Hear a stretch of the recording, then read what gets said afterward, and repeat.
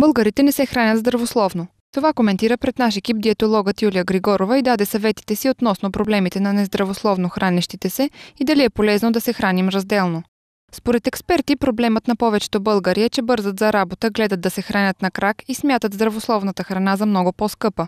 Затова предпочитат да се хранят в заведение за бързо хранене и да получат фалшиво чувство за ситост, продължават експерти. Нашият събеседник доктор Григорова обобщи защо е добре да се храним здравословно. Здравословното хранене е такъв тип хранене, което не само възстановява енергоразходите и загубените калории през денонощието на организма, но същевременно то възстановява тонуса, физическите, умствените възможности, умствените сили, т.е. то създава едно добро физическо и умствено, психическо здраве. През лятото е добре да се пият повече течности, напомня още Григорова, между 2 и 3 литра вода на ден, като това зависи от пола, възрастта и теглото на човек.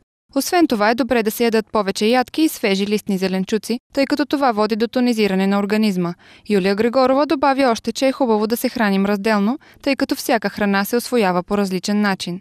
Разделното хранене, това е една нова система, която вижда приема на храна, разглежда храната като съставка от едни незаменими компоненти. Група от компоненти. Те са разделени чисто по химически и биохимически смисъл, затова защото приемайки ги в организма, тези компоненти имат различни изисквания за своето разграждане. И обикновено организма разпознава храната чрез своите ензимни системи и приема разграждането като отделни задачи.